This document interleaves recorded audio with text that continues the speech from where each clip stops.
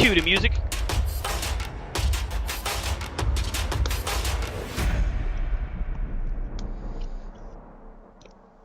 And we're live in 5. What's up, everybody, and welcome to another rousing rendering edition of Corner to Corner Wrestling Radio. That's right, C2C Radio show is live right now, and also can be downloaded through Apple, Google Play, Amazon, and all your other favorite podcast distribution sites. I'm Stan Grubb and my tag team partners, Brian Taylor. What's going on? What's good? What's up, sir? And joined by Rob Hefner as well. That's right. I'm here. He is here, unless he is, well, there. There. Right. Just glad I could keep up. Gentlemen, how have you been? How was your weekend? Just fine. Nothing crazy. Nothing crazy? Yeah, just another day in the life. Aha. Another day in the life. So what you're saying is nothing of interest took place at all throughout the weekend? Well, I mean, other than me seeing my next two convention-exclusive comic books I'm getting. No. Ooh, do tell. Oh, you'd have to see them. Not really much you can tell. Kind of takes the fun away from it. It's So once I know what all 13 look like, I'll show you. okay. So yeah, I bought my con T-shirt for the local Comic Con that's starting. It's first ever, so I thought I'd be a good steward and buy one because they say you can't guarantee they'll be there when you get there. you know what's crazy though? Is it's the same time as GalaxyCon in Richmond. Right. So whoever's running it, maybe next year should not put it on the same day as a much bigger con. Right. Have they listed their guests yet for Culpeper Con? There's like a doctor. Yeah, doctors doing guest speaking. They've got cosplay and that kind of stuff. But see, also, like, it's Friday and Saturday. It's not Saturday, Sunday. It's Friday, Saturday. And Saturday, I've already got tickets to go to Brick Fair, the Lego convention that's in Fredericksburg. So I will be going Friday evening, the first night of Comic-Con.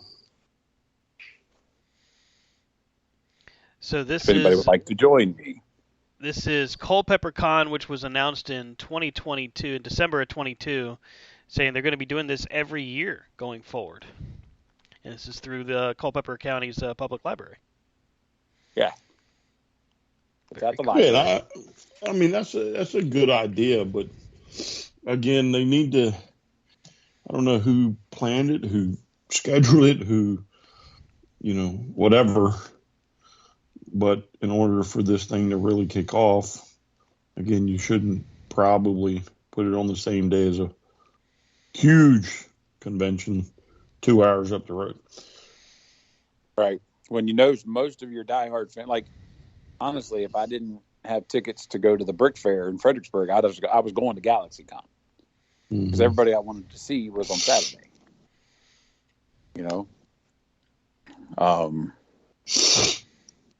No, it's still interesting. Still debating on maybe going Sunday to see if I could get a couple next gen autographs. It's got some cool free events that are going on through it. You've got Introduction to LARPing, D&D, Dungeons & Dragons game session and demonstration. That's on the 25th. They're doing the screening of Galaxy Quest on Friday. Cosplay contest. I mean, they got a lot of things, and the coolest part of it is it's free. Yeah. I mean, I got no problem dropping some cash if they can get, it's going to be worth it. Yeah. One of the reasons I wanted to grab its shirt is obviously because it's the first annual. You know what I mean? So The posters are pretty cool. Went to the library Saturday. Was in the library, and they had, a big poster size, and it was awesome. It was cool graphics. I guess the superhero is supposed to be Captain Culpepper type thing. Captain Culpepper. Yeah. All the knows you should probably get a nerd or two involved in it. Yeah. I mean, that was my only thing. That was my only deterrent, was when I saw the guest speaker as a doctor of such and such from one of the local colleges. I'm like, Yeah, keynote speaker is Dr. Grace Gibson from Assistant Professor of African American Studies at VCU, Virginia Commonwealth University. She's apparently been taking part in hashtag Black Comics Chat, and she's been part of a podcast as well. I don't know a whole lot about her outside of this little bio they have. I'm not gonna lie, I've never heard her name. It doesn't mean that she's not done anything, but I've never heard of her before. But the event that Rob is talking about, you can get your tickets actually right now through eventbrite.com. Just look up Culpeper Con altogether. And they got tickets for the Friday events, the Saturday events, even a cosplay 5K run. So feel free to check it out. when's the 5K cosplay run? So I know to avoid that area of town. The 5K cosplay run starts at 8 a.m. on Saturday, March 25th at Rockwater Park. Superman was hit by a Prius. In Culpeper, that could just be kind of super. That's just Thursday. Or that too. But yeah, but also going on Saturday, Friday, Saturday, Sunday, like Saturday, Sunday in Fredericksburg at the convention center is Brick Fair, which is a Lego convention. It's the same type that we've gone to in Loudon, Dulles. The first time they've had it at the Fredericksburg Convention Center. So, well, and Brian says, GalaxyCon Richmond 24th through the 26th. Yes, that's out, huge. Yeah, I'm just looking at their website right now. Of course, you go to galaxycon.com and you can check out the layout. Your headliners are David Tennant from Doctor Who. Yeah, I mean, that's huge. And William Shatner and Vincent D'Onofrio and Daredevil, both. Charlie Cox. Yeah. Yo, that's cool. Then for wrestling fans, since we are on a wrestling podcast, you've got Kevin Nash, Britt Baker, Chris Statlander, Mick Foley. Tons of wrestlers are going to be there. So it's a great thing if you can. Like, if you're a Star Trek nerd like I am, a lot of your next gen cast is going to be there. Riker, Crusher. Holy crap. All of the guests on this list is ridiculous. Adam Page, of course, is a Virginia native. He's going to be there, too. Damn. You really can meet a whole shit ton of people. Let me tell you what he's doing.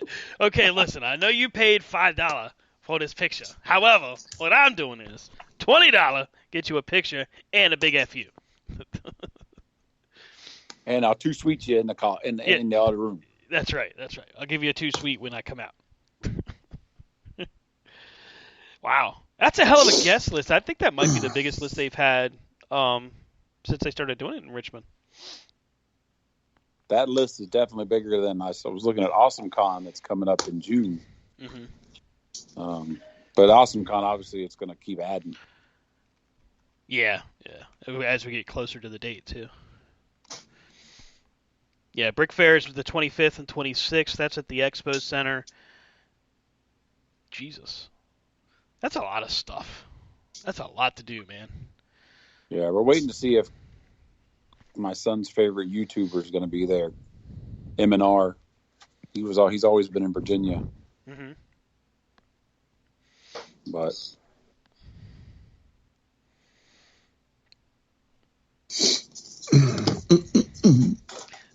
No shortage of things going on at the end of March. yeah, these all happen to be going on the same weekend. Right. So you're really gonna have to make a choice there. This is a conscious effort, at least in your case, Rob, with Brick Fair and the GalaxyCon, not GalaxyCon, but the Culpeper Con. You can Right. go on Sunday and go on Friday and Saturday and be at both events. Yeah. Yeah, I mean that's what it's going to be. It's going to be fun. I just hate that we finally got a con in Culpeper and our local comic store I had to close. Oh, that sucks. But They closed. I hear they're still yeah. I hear they're still working behind the scenes helping them. Wow. And they'll have a booth. Well, I mean, that's kind of the main thing is you got to have comics at a Comic-Con. So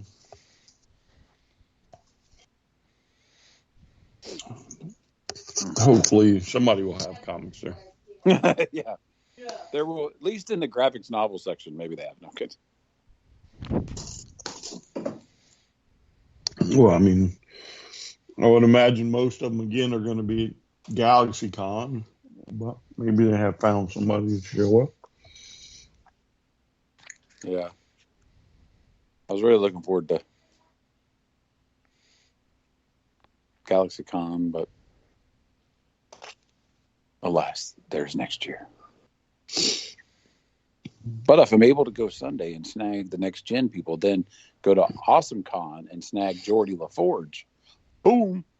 Mm-hmm. Well, I'm going to AwesomeCon. I'm going for Billy D. Yeah, because he and Jordy and LeVar Burton are the only ones I saw that I'm like, ooh, that'd be cool. Well, I imagine there's still a lot to be announced yet. Yeah. But I was going to go for Shatner, and then Billy D popped up. So, And Billy I'm D's going cheaper for than Shatner. well, I'm not worried about that, but it's hard to pass up the smoothest man on the planet. Who broke up, You got to get a Colt 45 can, and you got to get him to sign it. I can only hope that he has a picture with him in a Colt 45 can. Because I'll forego the Lando Calrissian picture for him in a Colt 45. Listen, I mean, I know there's a lot of listeners out there going right now, what? Colt 45? All right, I understand. What you need to do is you need to hit up the old YouTube and just Google Billy D. Williams, or not Colt Google 45. it, but and Colt 45, and you'll find his classic, literally classic commercials. Like they are how people know the name of Colt 45. So there you go. Yep. And back in the day, those commercials oozed with machismo. A little bit of Colt. 45. Oh, man. There's G.I. Joe fan groups that are going to be in Richmond for GalaxyCon. I didn't know that. That's cool. Well, this just like the 501 for Star Wars? Yeah.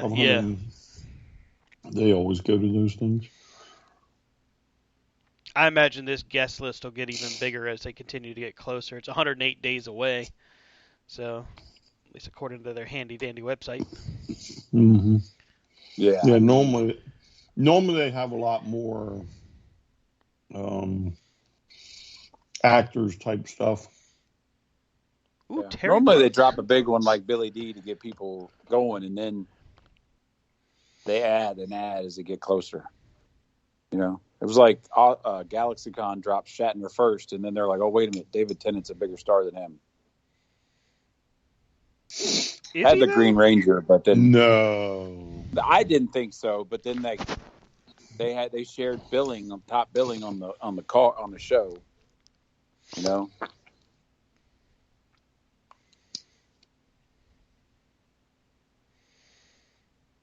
But it's going to be exciting. It's exciting that cons are coming back.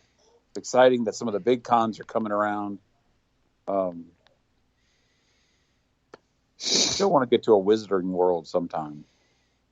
Or what do they No, call I it now? don't Fan even. Expo or whatever. I don't even think they're around anymore. Around here, anyway. Well, they're not doing it around here. The closest around here is either Orlando or Boston. Yeah, one time they were here. They were in Richmond. So Because you see all the ones coming, and you're like, dang it. You got Wizarding World is now known as Fan Expo. Oh, that's Wizard World. Is that the same thing or is it different? Wizarding World is Harry Potter. Wow. So it looks like they're just mini events within events. If that's a proper. Well, no, you got Wizard World, right? Which is a big, was a big comic book actors, actresses, that type of thing. I don't even know if that's around anymore. No, it is. They're going by Fan Expo now. Yeah, that's what I was just seeing. I was like, maybe I'm just not looking at the right thing.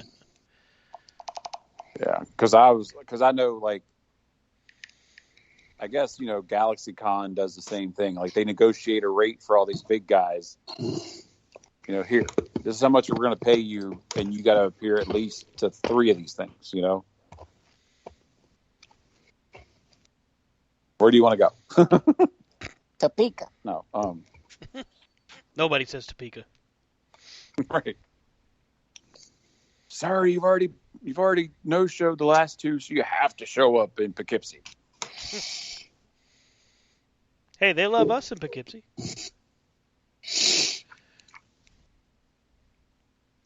Damn, no help at all, guys. Really? Damn.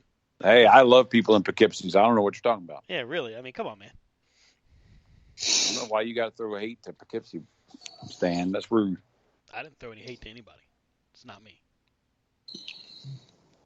So, I guess before we do our official start of what we're going to talk about this week, I can't believe I'm going to say it, but I'm going to say it anyway, because last week I got some responses back about my disdain and dislike of Harry Potter.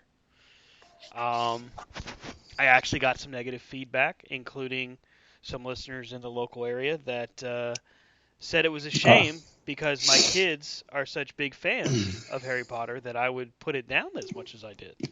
So your wife yelled at you? Incorrect. It was not my wife.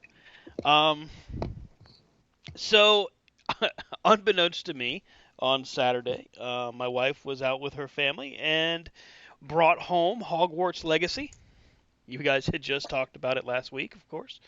And I was not sure if I was really into it or not. I was like, well, Brian was talking about it. Rob was talking about it. They said that their kids have been playing it. So, all right, sure, let's pop it in and take a look. And I guess I have to officially apologize because it's pretty intriguing stuff. And it not only entertained me, but my kids too. So, yeah. I guess, I don't know if I'm a Harry Potter fan per se, but video games definitely got me. I mean, you realize you can just play a video game, right? You know what I'm saying? Like, just play the video game. Enjoy it. I am. I'm definitely enjoying it. No one's asking you to get a wand and a stick and run around the yard. Wait, so I don't have to try to fly yet? Damn it. Well, I mean, if you want to, just step out on your balcony. Yeah, but I gotta have the broomstick first, right? Grab your wand and say, Leviosa. Last time I did that, I got in a lot of trouble. You got to be really careful where you go grabbing your wand at, Rob. You just can't go doing that just anywhere.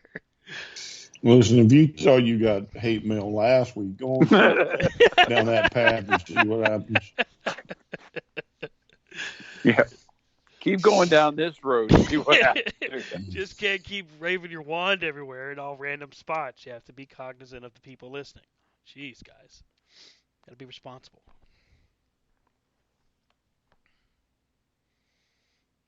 No help. You guys just let me just linger out here. That sucks. Listen, I'm not fooling with Harry Potter fans. They'll kill you. We're not talking about your wand either. Whoa. Harry Potter fan.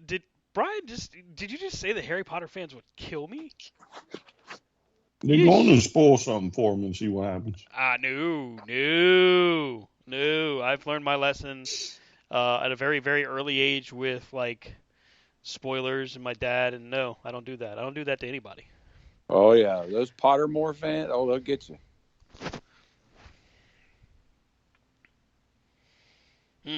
Is it as bad or is it worse than like Star Wars fans or Marvel fans? Go and find out. Just keep insulting them. You'll find out quick. How would I running your insult mouth. them right now? I'm just doing pretty basic Insult stuff. them. Just insult them right now. Okay. Come up with something good. Yeah, I'm come not up with something good insulting and anybody. insult them. Y'all are messed up, And man. see Why what would I happens. do that? Now, for the record, the disclaimer is me and Rob have nothing to do with this. Right. We are a proud supporter of Harry Potter and the Potter world. Yes, we're just trying to make a point to stand here. Fans' views do not reflect those of the C2C radio show, our other programs, or Rob and Brian. They are sole and personal views of the one Stan Heartless Scrub. Go ahead. Go on. Say something. I would Come never on. besmirch the wonderful people of what. No, it's call too them late. Pottermore. Say something. No. Now they know. Too late. Yep, too I'm late. not. Now No. you're insulting them. I would never do that. Come on. Now No. you're insulting them by not insulting them. Yep. I mean, they do They that need all to by be themselves insulted. without my help. I'm telling you right Listen, now. don't be afraid. Most of them have no clue where you live. But Or I they bet you live. one of them does. You know, they haven't seen I the light bet of you day one for of 'em about does. 6 weeks. I bet you one of them has already tracked down your address. No, that would Based off And for your the right statements price, from last Brian week. and I do talk.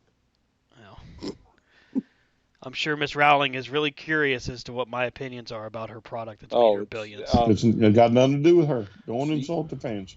Yeah, don't bring her into this. Now, alarmingly enough, I in my, looking up of information about this game, she got a crap ton of heat about this game and apparently was being attacked by different fans for. Is this normal? Like she's just getting attacked by Pottermore fans? No, you did not. You did not look into it enough.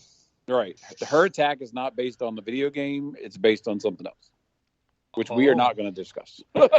Oh, so it's breaking one of our cardinal rules, like don't talk politics or something. Let's just say she made some comments. Okay. To a certain community. Okay. That okay. they found I'm with inappropriate. You. I follow. I think I've seen about it. her beliefs and her stance, which is not.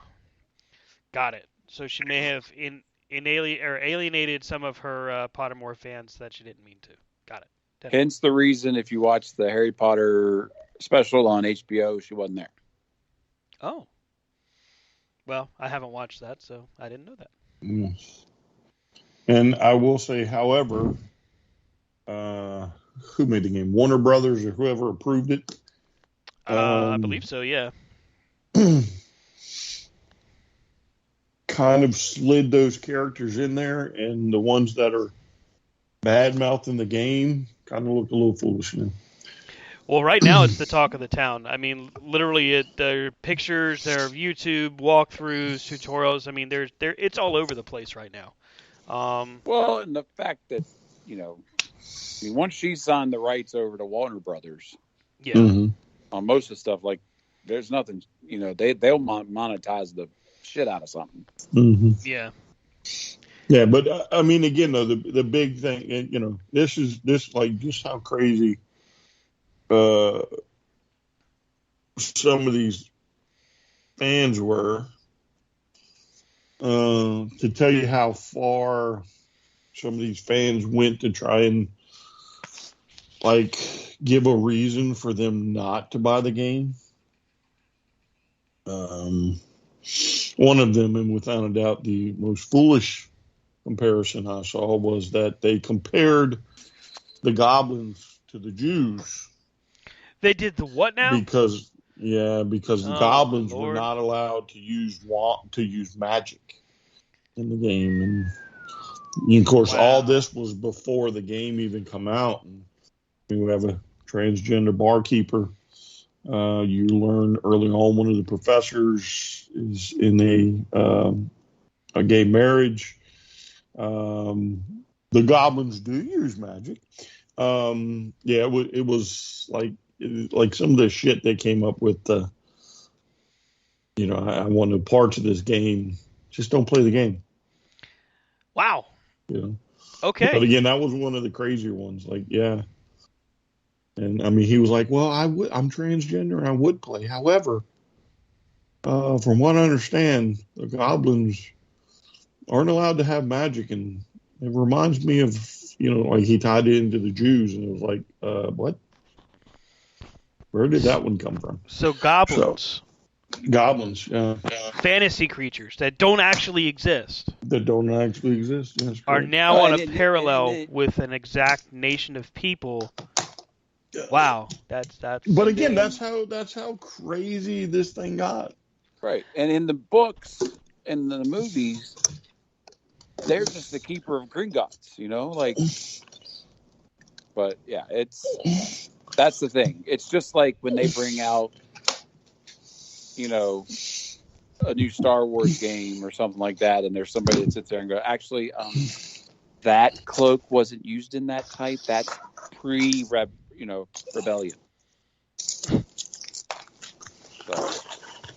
Folks, if you're listening and you're wondering, hey, how come Stan doesn't ever chime in on those things? It's because I have absolutely no freaking idea what half of this stuff is that these guys are mentioning outside of a couple key pieces that I've only just seen in this game this past weekend. So I'm. It looks like a fun game. It definitely is a fun game. Yes.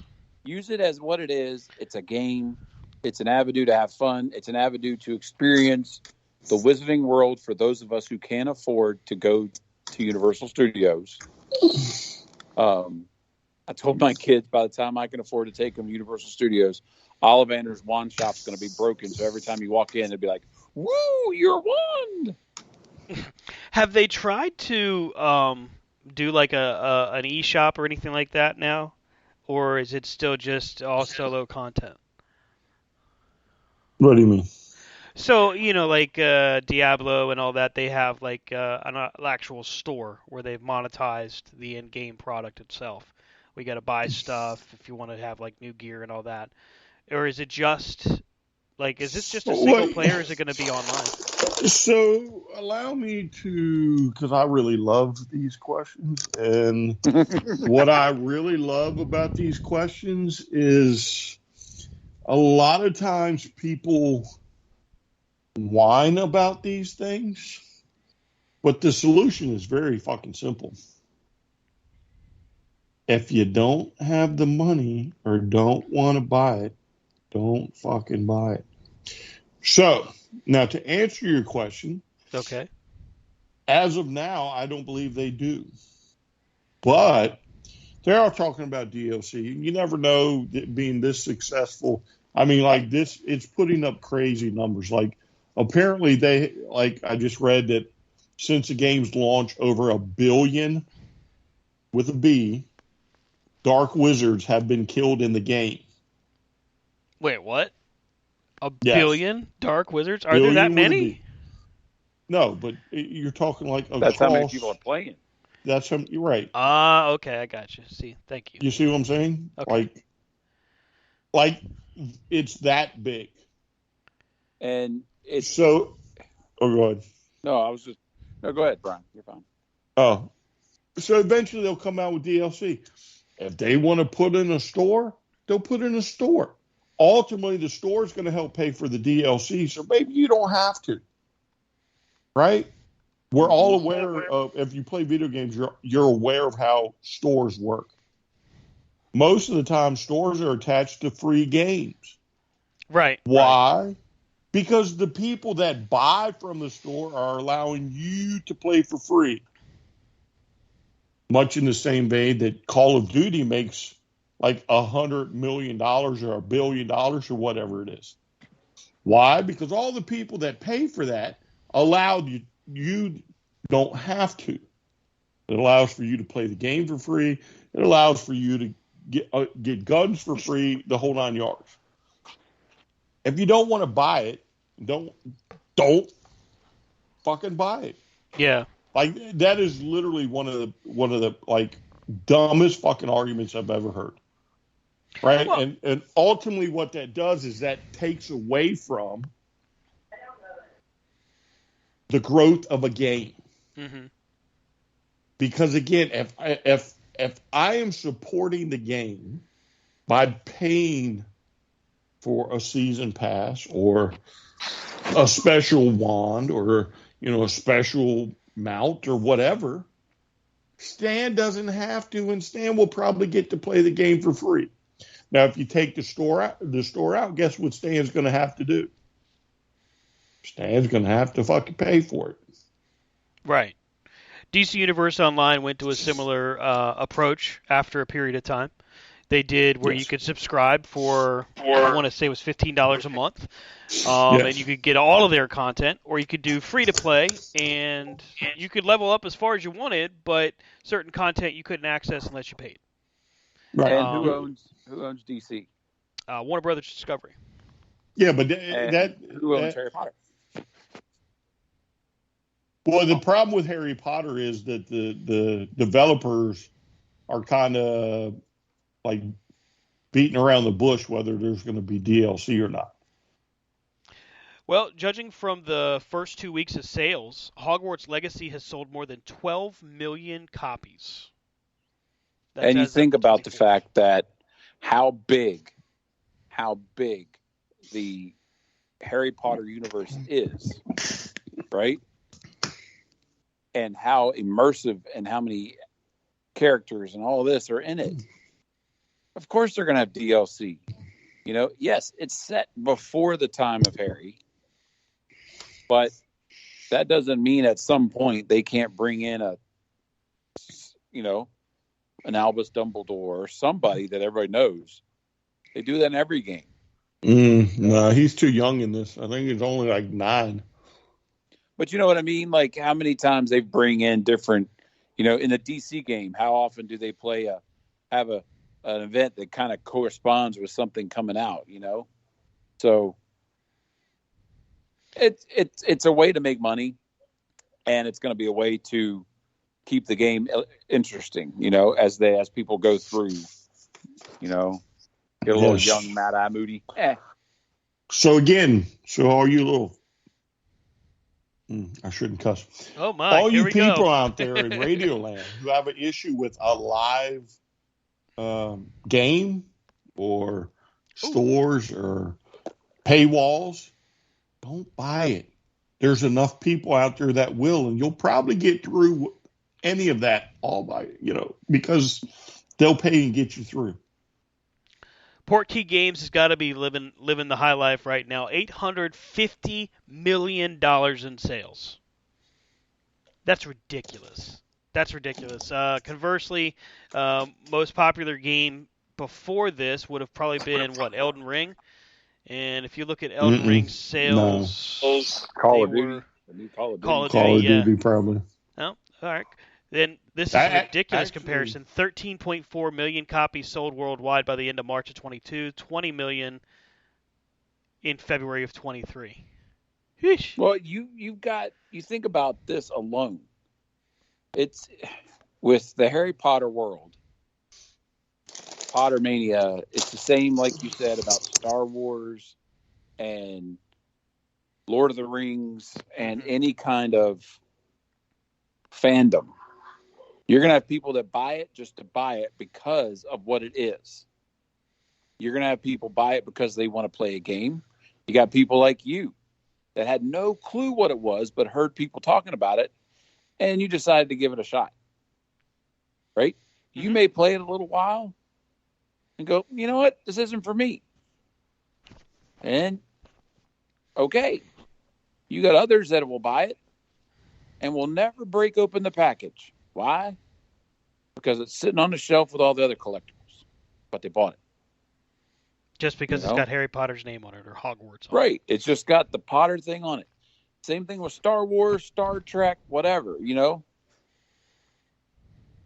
I mean, how many times did they re-release the Star Wars movies, and we all bought them. Guilty. Because we're like, that's Guilty. new. We got to have it. Right. That's a different case. I want it.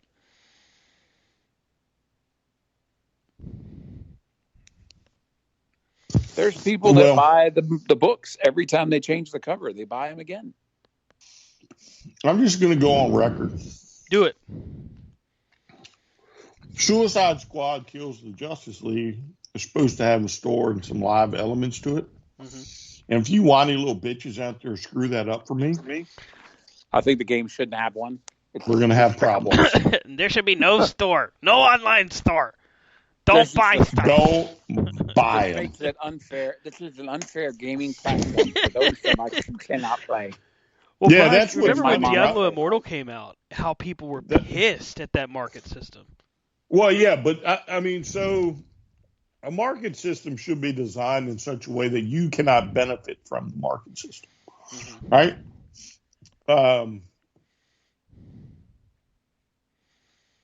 Like Diablo Immortal, if you knew how to run the market, although you would spend a shit ton of cash. Oh, yeah. You could ultimately benefit from a lot of money. They even told you, you're going to spend thousands of dollars.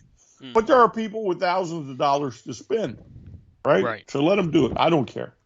One way or the other. I don't care. I don't have that money, so I didn't spend that money. My money went to other games. But a store system or a live, what do you call it, live, anyway, where a game grows and uses like a store season pass, none of those should give you the ability to benefit from it. All right. So it should be like cosmetics. Like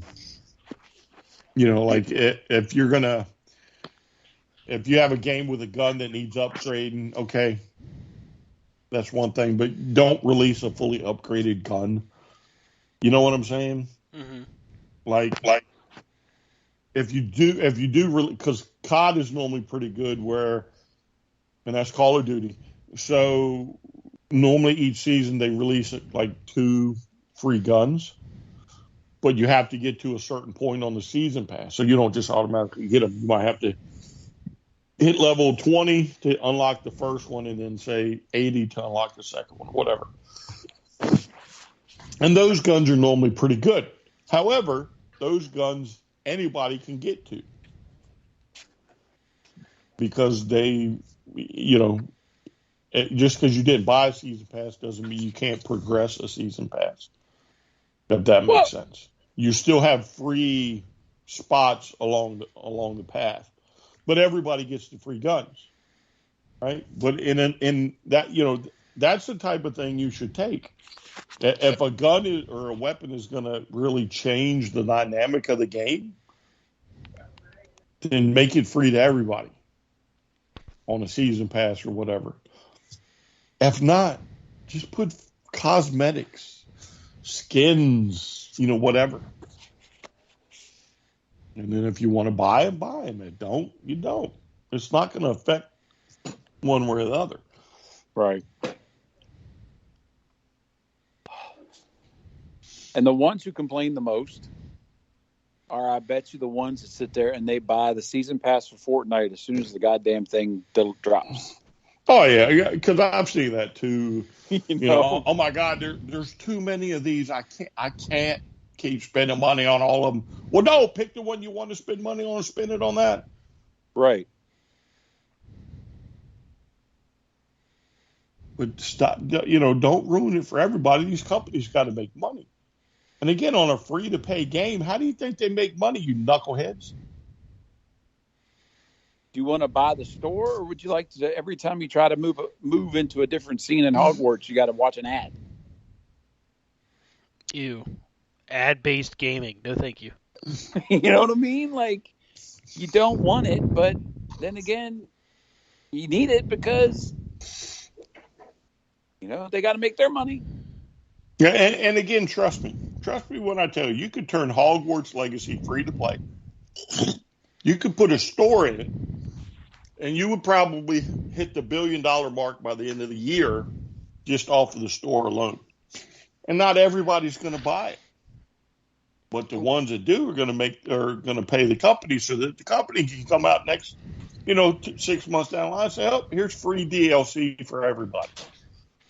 Well, if they keep making money the way they are right now, $850 million into first 2 weeks, yeah, you probably can do whatever the hell you want from here forward, is my guess.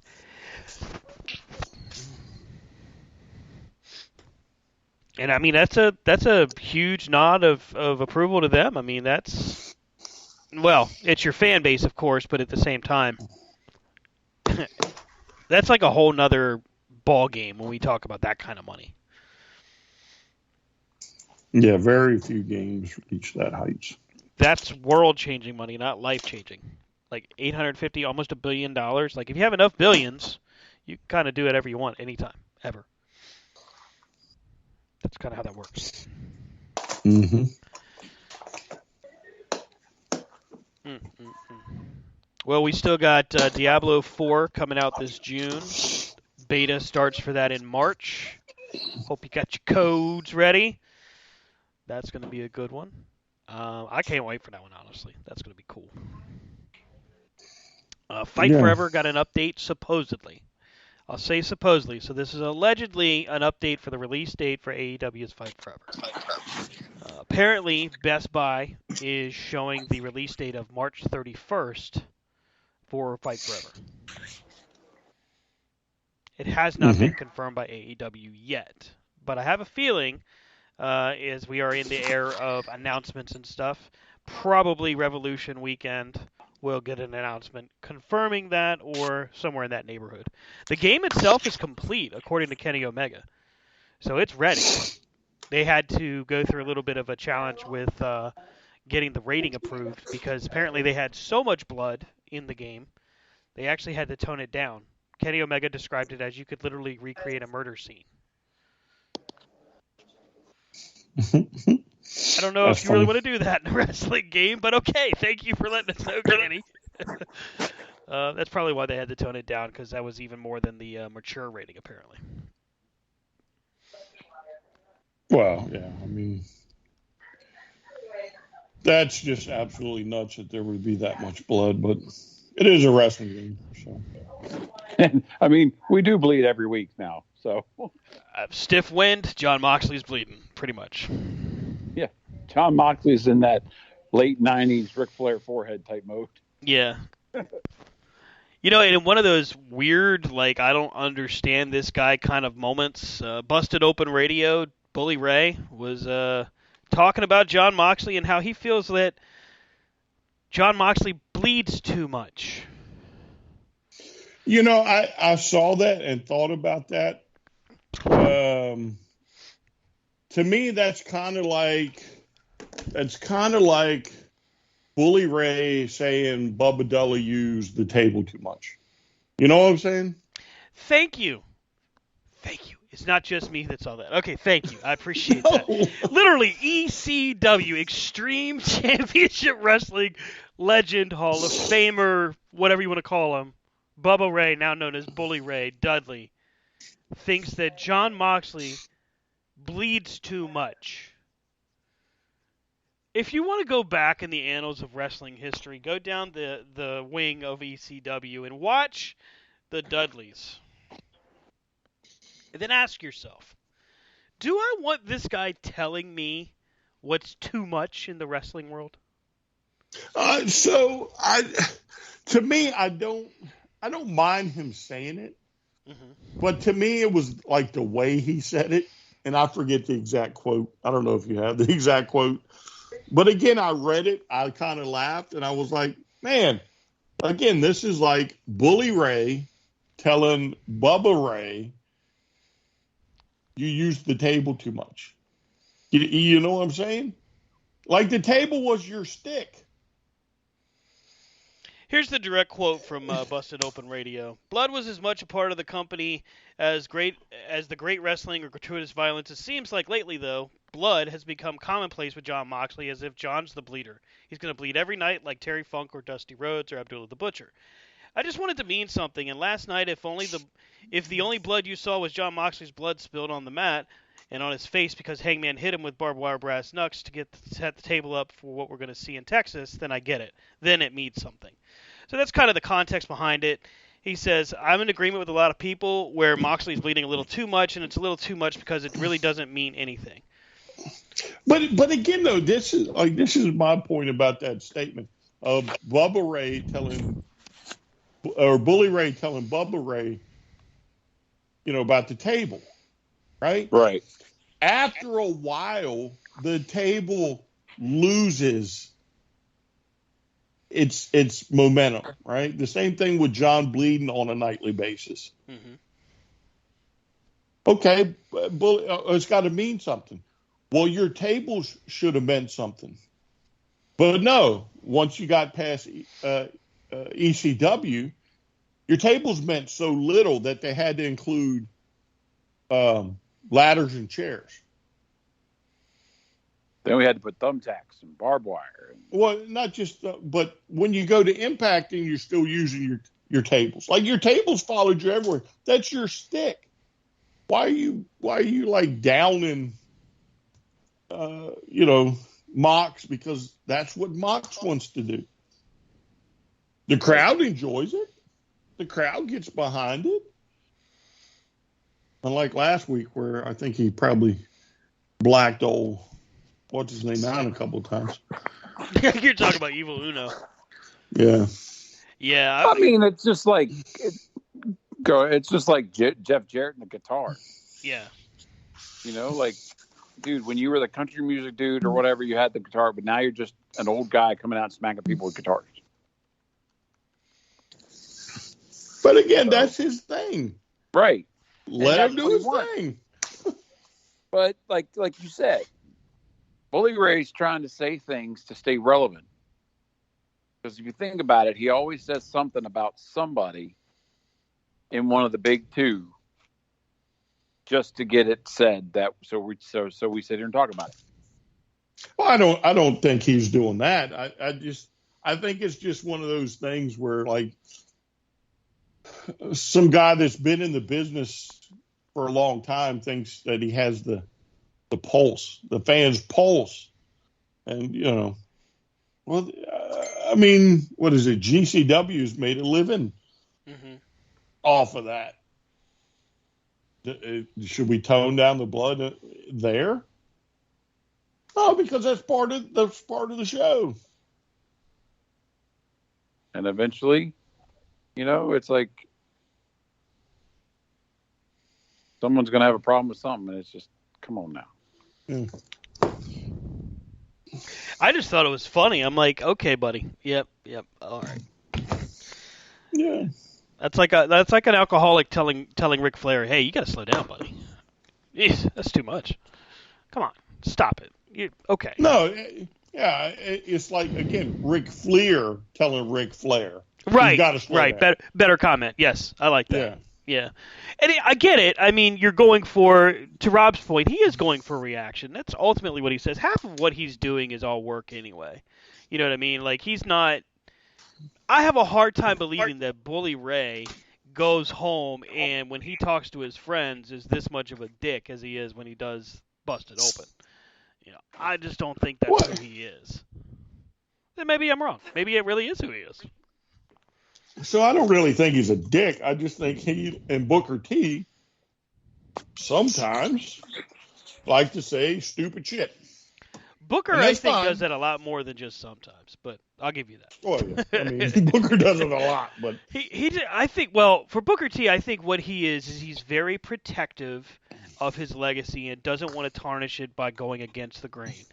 I don't necessarily knock him for that. At least in his case, if he talks about like the past and success and how to be successful, I can at least buy in knowing that he was successful. Yeah, but so my thing about Booker T is like so committed to the E. Oh, definitely, yeah. Right, and again, that's fine. They pay you a check, ball out, right? Right. But you can't 1 month sit there and tear down AEW and Kenny Omega, only to find out, well, guess who's hot after Kenny Omega to sign him? Right. and that's my bosses in Stanford, and then start kissing Kenny Omega's ass, and what a big pickup it'll be. He's one of the best in the world. Glad you brought up Right. Kenny Omega because something I saw today and this blew my mind. I can't believe that fans would actually say this, but Kenny Omega and the Young Bucks. I mean, the rumor has always been WWE wants them, long before AEW was a thing. Well, now supposedly their contracts are due to expire in 24. Again, supposedly we don't have a confirmation of this. But if they go to WWE, there is a large contingent of fans stating that they have to go to NXT, and it gets better, to sit under the learning tree of Shawn Michaels. Now, I don't know any bigger Shawn Michaels fan than me, but the last thing I would ever say is that Kenny Omega, for crying out loud, needs to go and learn from Shawn Michaels. Not that he couldn't learn from Shawn in different ways, but has to? No, I don't No. think so. Like I said, there's a time and a place where the industry passes someone by in any career, Right. right? And there's people like, yes, for certain people, the steps are you go to NXT, you kind of get it helps you learn the machine, and then you move up. But they didn't make AJ Styles do it. AJ Styles went to the main roster with Nakamura. So Nakamura went, didn't he? Yeah, Nakamura went to NXT. But no. Kenny Omega's got the proven thing. And if you think for a minute that Tony's going to let Kenny walk out the door, then I'm sorry, ain't happening. I see Tony keeping him there any way he can by offering him, hey, I'll pay you this salary and you get this percentage of the gates of wherever we go. You know what I mean? Well, I mean, if he goes, he goes. I don't care, right? I mean, I grew up in the business where that's what they did. Mm-hmm. They would go back and forth on a regular basis. Great, okay. So he goes to there. Maybe FTR goes there. Young Bucks go there. Well, guess what, people? You're in the same boat you were about 3 years ago. Somebody's not going to get used. Right. Well, So I'm just saying, just because he's in the E doesn't mean he's going to get used. well, right. And also, back to the comment, the people that are saying this stuff try to act like they're impartial and they have an opinion when all they're doing is they're the mouthpiece of whoever's paying the bill. And like you said, Brian, if he goes, he goes. I bet you Cody Rhodes will get at whatever moment here at WrestleMania, and then he'll be gone out the door within 2 years. Back to AEW or whatever. It's just, one thing talent has seen is they don't have to sit around on a roster and just sit there. They can be like, you know what? I kind of want to go over here and see what's going on. I'll be back maybe one day.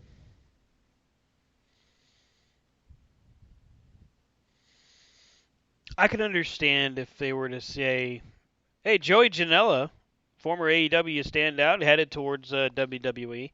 I would understand if somebody said, hey, he should probably do some time in NXT.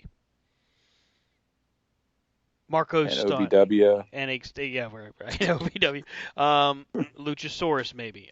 Even though I like Luchasaurus, maybe. I don't know. Yes. But, yes.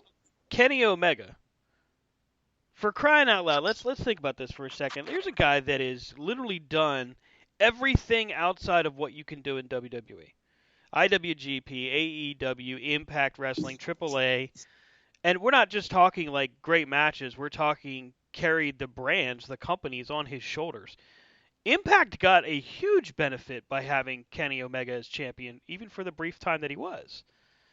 It drew in an incredible amount of new viewers, and we can prove this because if you go to YouTube and look at the views they had while Kenny Omega and AEW was there versus the time where he's not, there's a distinct difference, and it's in the six figures. So it's a sizable difference as far as viewership is concerned. So I don't know that I would say that ever. Like, even a younger Kenny Omega, yeah, he could have learned from Michaels, but he could have learned from Triple H on the main roster too. Back in the day, before NXT was really a thing.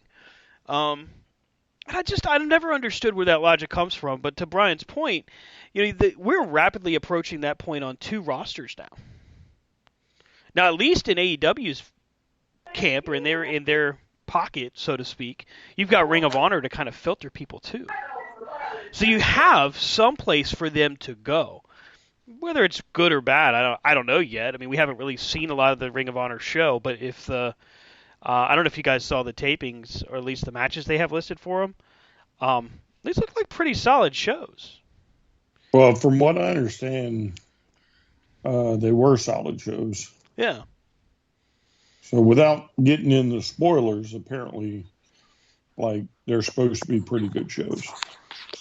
Best way to put it is there's a great mixture of new and old names and some really top level talents there. So we're not just talking, no disrespect to them, but we're not talking ROH Dark or ROH Elevation. We're talking about legit Ring of Honor TV. But WWE doesn't have that. They supposedly did when they had all the brand split and everything, but they've proven beyond a shadow of a doubt, including Triple H, none of them have an idea how to actually manage brands separately. They have no clue.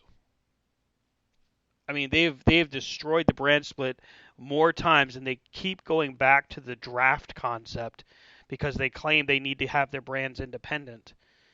But I mean, Raw and SmackDown now intermingles all the time. The titles are unified, almost all of them. It doesn't make any damn sense. So yeah, if you go to WWE, if you're Kenny Omega, you got to be super picky about what your contract states.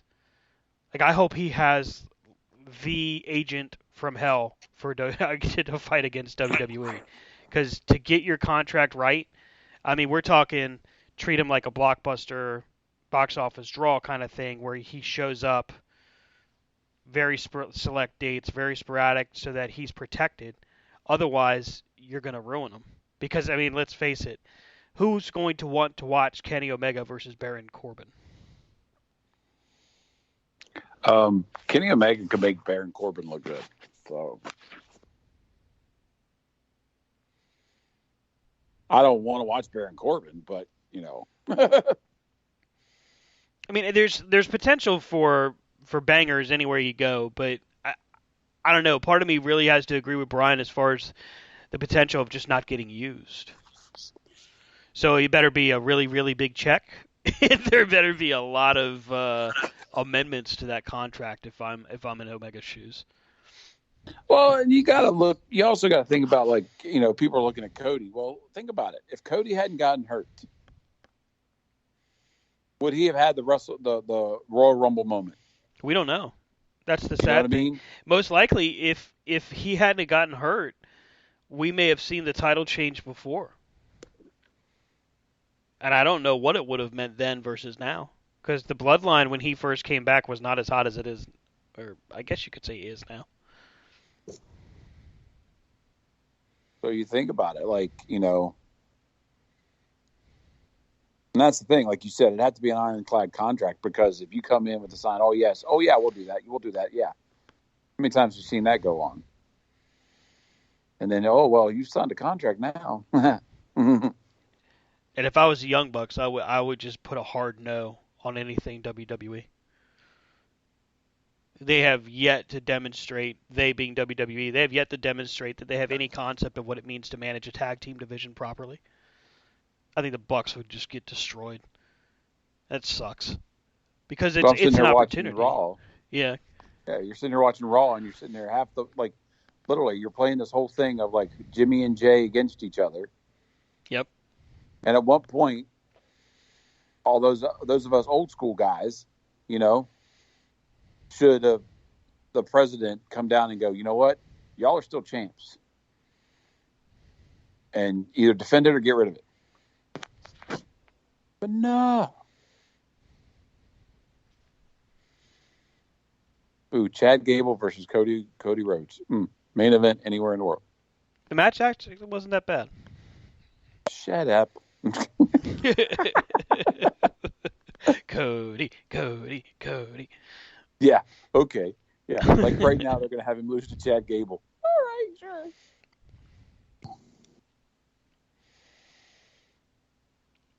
Busted Open Radio providing all kinds of conversation topics. Here's another one. Mark Henry talks about how he and CM Punk are outsiders in the AEW locker room. Here's a direct quote. I think that AEW is pro AEW. CM Punk was an outsider just like I am. I'm not an original. And when the shit hits the fan, you're going to go with the people that you locked arms with in the beginning. That's just the way it is. I think that's a fair statement for him to make. I mean, CM Punk, though, had been absent of wrestling in general for 7 years. I don't know if I'd call him an outsider at that point. Especially seeing that he's somebody that had confirmed that he had done just about everything there was to do outside of AEW. So why wouldn't that be a positive? And why wouldn't you want to embrace him? I still question that. Yeah, but he's an outsider. I mean, I'm sure them two aren't the only two, but they're not originals. Mm-hmm. If the mentality is you have to be an original around this place, and that's the wrong fucking mentality. Yeah. And that may very well have led to the problems with CM Punk. And no matter what federation or organization or whatever, when you get that mentality that you have to be from here to be anything, it doesn't go well, because we were just talking about the E. Sending Kenny Omega to NXT would be that same mentality. We don't care what you've done before you got here.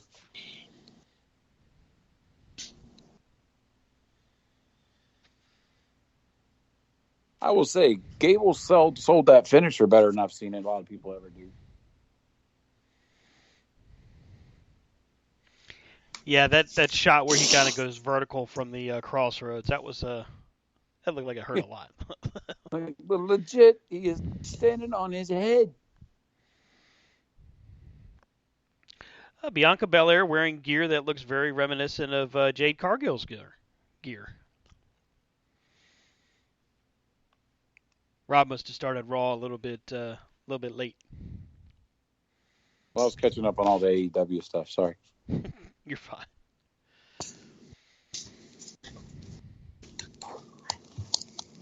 Who do you think they're going? Do you think they'll let the Damage Control lose the belts tonight, or are they going to take that to Mania? So there's rumbling that we have another potential legend returning for WrestleMania in Trish Stratus. So, yeah, I kind of think it's possible. Or what they could do is do the, Bayley runs in, keeping Lita and Becky from winning tonight. Trish makes the save, and now we've got a 6-woman tag at Mania.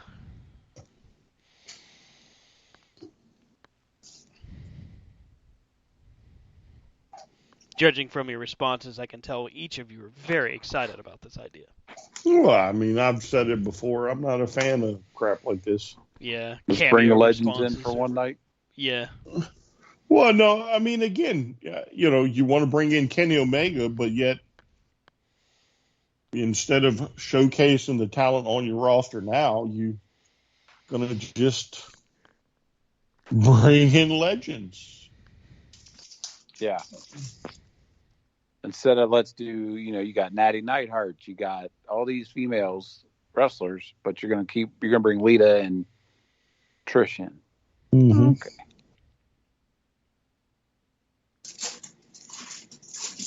You've got Piper Niven.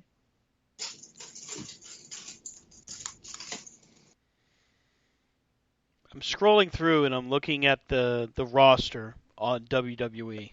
I'm just looking at WWE.com's page. And as I continue to scroll through seemingly endlessly,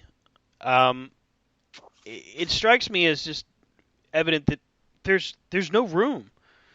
Like, I can't fathom putting, especially on a level of Kenny and the Bucks, I can't fathom right now seeing them on that roster and fitting in anywhere in a storyline. Like, literally, you'd have to. Obviously, you have to create something that kind of goes without saying. But my point is, they just would very easily fall through the cracks, and then everybody would claim that they're underutilized and not used. But you've got. Jesus, I'm just still scrolling here. That's funny. They have a listing here on their roster page for vacant. Come on, man. That is kind of Well, I That's a mean, big let's not star. forget too that they're supposedly hot after Jay White. right. Yeah, and there's apparently a pretty good possibility that Jay White goes to WWE. Which, look, I'm not saying he won't, but I feel like if anything, AEW is what's given him the best treatment stateside. Well, but so again, it's not so much treatment stateside. It should be where can I go to apply my craft the best. Mm-hmm. I don't care what you say about how creatively they're preparing for Jay White. You know, they've had all these meetings and, oh man, we know what we're doing with Jay White. The problem is you don't know what the hell you're doing with 99% of the rest of your roster. You got it right with Roman and them. Well, to this point. And it took you 4 years to get there.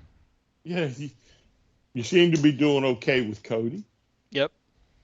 Not quite where I think you should be with Sammy, but you seem to know what you're doing with him. But what about the rest of them? That's my problem. And again, Jay White's such a big star. And yes, ladies and gentlemen, just because he didn't start in the E or never been in the E doesn't mean he's not a big star. Somebody's about to get knocked down off that ladder. Let's do an exercise here. I'm going to pick out somebody on the roster for WWE. Just going to pick out somebody. And I know Rob is kind of plugged in when it comes to WWE, and I know Brian's just recently coming back to it. So I'm just going to pick a name, and you guys see if you can tell me this wrestler's last main storyline or accomplishment this year for 2023 so far. No, that's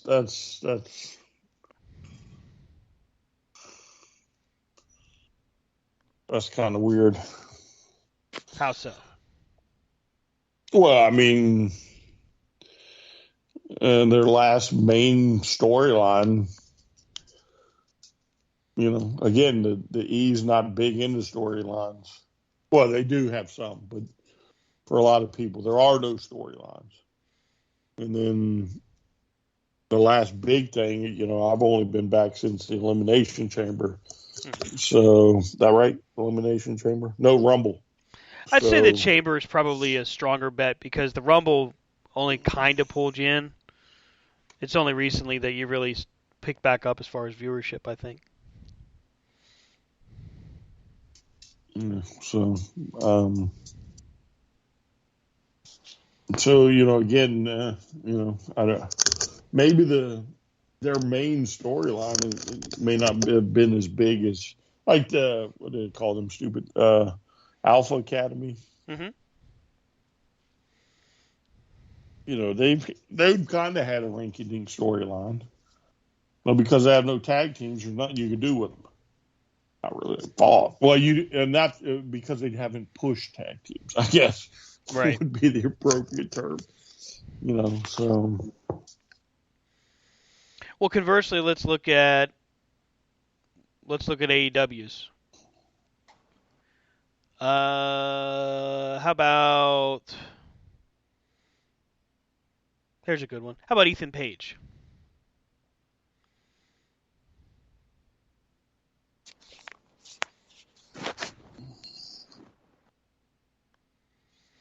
Ethan Page, most recently, has been involved with The Firm and has had a storyline going on with Matt Hardy.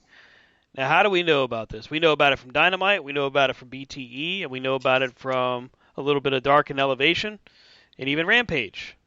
That's 4 different shows. 5 if you count BTE. Yeah, but again, though, not everybody. I mean, Ethan Page, I think, is a little bit more special than some of these other ones. I would agree. He's got a little bit more of a spotlight on him right now. Yeah. So I mean, that's just kind of a weird thing to try and nail down. Because for all we know, on Main Event or whatever, I'm sure they still have some Sunday show. They do. They still have a Main Event. They don't have Superstars. I don't even know where Main Event airs outside of the network. Yeah, I mean, they could, maybe they got a storyline on Main Event. Who knows? Here's Brian disproving Stan's theory in one comment. I'm just kidding. Well, no, I mean, I'm just kidding. It's not really a prove or not prove. It's being able to identify it. Brian hasn't watched for, like he said, really, Rumble, Elimination Chamber, somewhere in there is the last time before that he had really watched WWE. Calm down, Stan. It's just kind of, to me, it's kind of hard to say. Like, do I think AEW has better storylines, if you want to call them that? Sure. Because, again, a guy like Ethan Page is at least getting some type of play. Alpha Academy, I think they had one, if I remember right now. I don't even remember who it was against. But because they haven't done anything with the Usos and the tag team titles or the tag team division itself, they're kind of hampered by that. Mm-hmm. But, I mean, I do know they have been on TV. Do I think they've been utilized correctly? No. Because they probably should have been tag champs at one time. Right, and that's kind of what I was saying earlier. Like, here you had Street Profits come down and challenge, and you got Jimmy Uso and whatever his name is from NXT. Can't remember his name ever. Solo Sikoa. Yeah. So, I mean, like, you got 2 guys on that have the tag belts who haven't defended the tag belts, and God knows how long. Yeah, I mean, what was the last time the Usos defended that stupid thing? Now I got to look it up because I don't know. So again, because the company itself doesn't know what, how to book, much like AEW in some regards, a large portion of your roster have been sitting on their butts not doing nothing. I mean, it's the same people that said for a while that when, John Moxley was Dean Ambrose, he's like, oh, he's the longest reigning U.S. champ ever. When he was in the Shield, remember? But he never defended the damn thing. So, yeah, of course he's the longest, Well, I mean, again, let's look at the Good Brothers. Before AJ got hurt, they were in the storyline with, what do you call them people? Judgment Day? Yes, there you go. They went a storyline with Judgment Day, right? Mm-hmm. AJ Styles gets hurt. Next thing you know, they're back on Main Event, Too Sweet and Cody Rhodes. Or House Show or wherever they got the footage from. Right. Right? Their whole push got derailed because AJ Styles went out. And again, we're not defending the tag team titles, so we don't know what to do with them. Let's let them sit on their thumbs. Right. We brought them up here to make an impact, but we're not going to use them for any kind of impact. We're not going to throw Cody Rhodes and put him in there so that he could keep the angle going while Sami Zayn is finishing up his stuff before Mania. But that's always been the East problem. Is like you would think somebody is so big and so deep in different things, positions, that they would be able to spin on a dime, and they've never been able to spin creatively on a dime on a whim.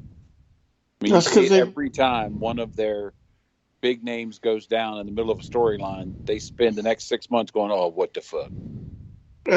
plan out a year in advance. I mean, what? How many years ago was it when? It was like WrestleMania happened the next day. They're like, "Yep, next WrestleMania main event's going to be this and this." Sure enough, guess what happened next WrestleMania? It Yeah, was a that main year event. later. Yeah, a year later. Yeah, I'm sure AEW does it to some extent too, but he just like again.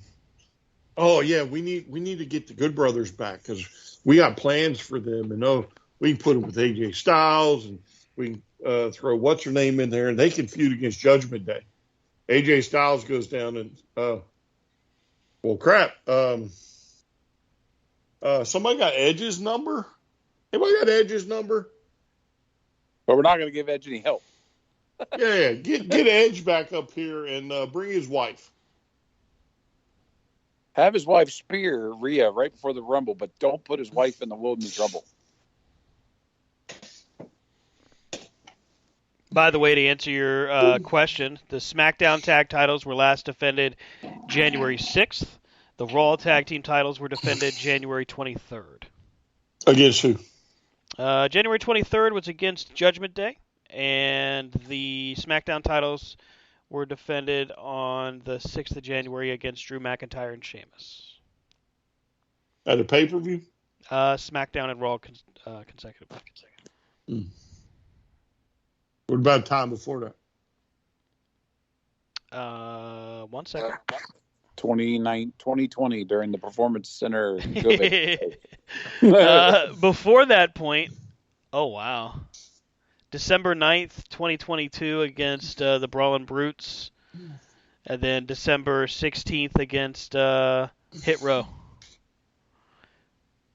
When's the last time on a pay-per-view? You know that? I'm looking. Crown Jewel?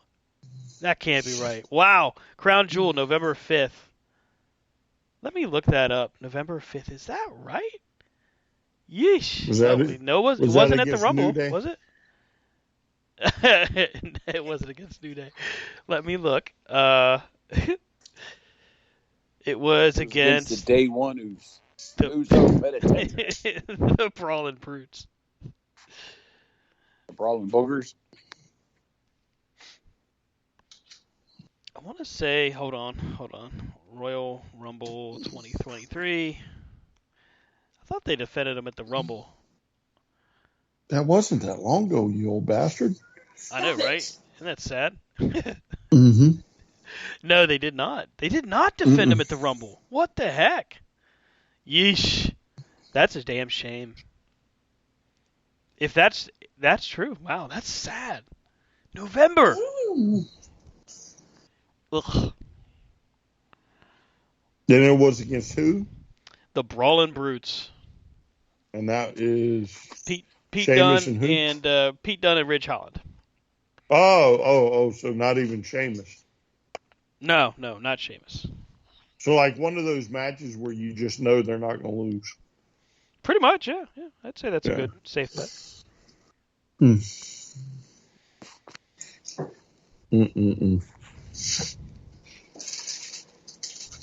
Yeah, it's. I mean, again, I'm not going to sit there and say AEW is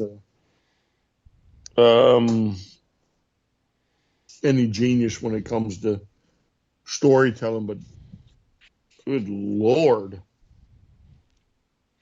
Why have titles if they're not going to be defended against worthy opponents at least once in 6 months? On the topic of storylines and how AEW does it, do you think Tony Khan should be delegating that out to someone else? What do you mean? Should Tony Khan be turning over creative? To who? Whoever he has that could do it. Do you think he should be seeking help from other people on his team. So I would imagine he has help. I would imagine they have creative means.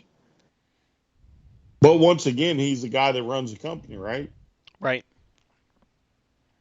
I mean, until he gets stale like Vince McMahon. I mean, we never had a problem with Vince doing it when during the Monday Night Wars. Very true. We didn't have a problem with it during the Attitude Era. And then we kind of had a problem with it because everything just got old and stale. But again, Vince's company, Vince chose to run it, just like apparently the rumors going around now that Vince is back running it. What? No, come on. But, you know, if it's not like, I mean, if Cornette was there, right? If Cornette was on the payroll or Heyman, you let them run it. You stay the hell out of there and let them make you money. But again, with AEW, he has storylines. You can't tell me that MJF and Bryan Danielson is not compelling TV. Can't tell me what they're doing with Takeshita isn't interesting to watch. You can't tell me what the Acclaimed and the Ass Boys wasn't fun to watch. I mean, okay, so they missed a couple times, but they still hit it out the ballpark. WWE does the same thing, but with the WWE, they just seem to, like, again, we're sitting on tag team titles that Right. now, like, the luster is off of them. There's no prestige to them. You have, like, wrecked a division on 2 shows because you're just sitting on it. I mean, at least AEW defends their titles on a regular basis against worthy opponents. And if they're not worthy, they at least find a way to make it make sense. I give them credit for that. Although, furthering your point, they don't really have a whole lot of times where that happens. Outside of somebody winning the odd eliminator tournament or something. But again, they find a way to make it make sense. Yeah.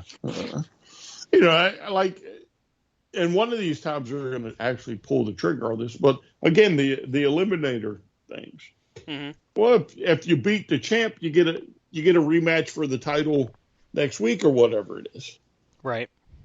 You know, they don't just come out and say, "Oh, it's non-title," all the time.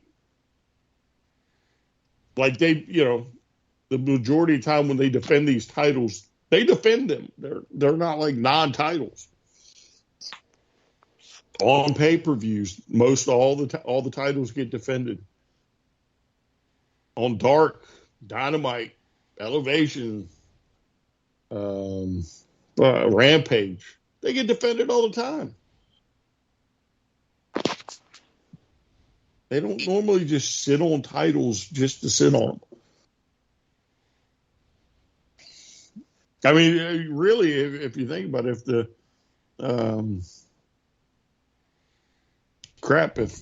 what do you call that goddamn group?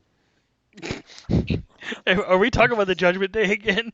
No. I was just saying the group you can't remember. Reigns. Oh, the Bloodline. Yeah, the Bloodline. I mean, I want you to think about this. Think of how much bigger the Bloodline would have been if the Usos had been wrecking tag teams. Like legit tag teams. Like having storylines with legit tag teams. And defending them and, you know, not having outside interference or whatever. Instead of, you know, people you know just aren't going to win.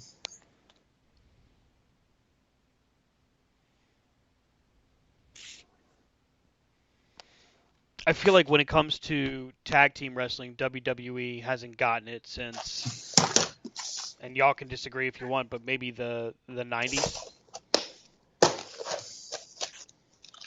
There's always random pairings. There's always, the tag titles are treated as an afterthought, a footnote. It's a way of breaking somebody away from their partner. It's not really used in a way that protects anybody versus other companies, NWA, WCW, AEW. When the tag titles are on the line, when there's something involving the tag titles, it feels like a major ordeal.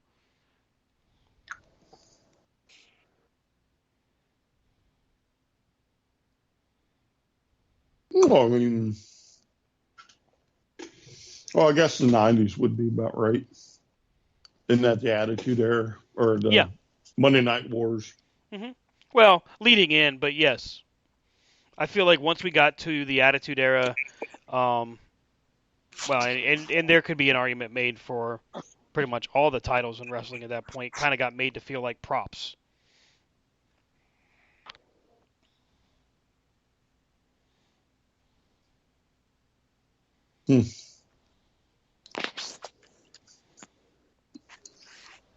I don't know how we got to this tangent. I'm so lost right now. You're lost?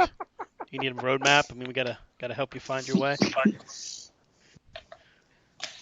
Well, let's see if we can bring us back to current. We're headed towards Revolution.